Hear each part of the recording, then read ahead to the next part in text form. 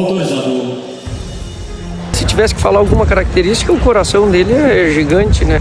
É impressionante a forma como ele chega, né? Campana Etiomano é o líder absoluto no ranking do freio de ouro. Tem a maior média entre machos e fêmeas, 21,460.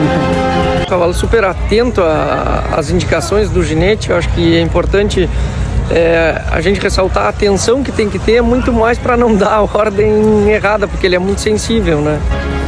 O Garanhão da Cabanha Rodigueri acumula títulos. Foi bocal de ouro, freio de bronze e prata e, pelo jeito, vem atrás do ouro.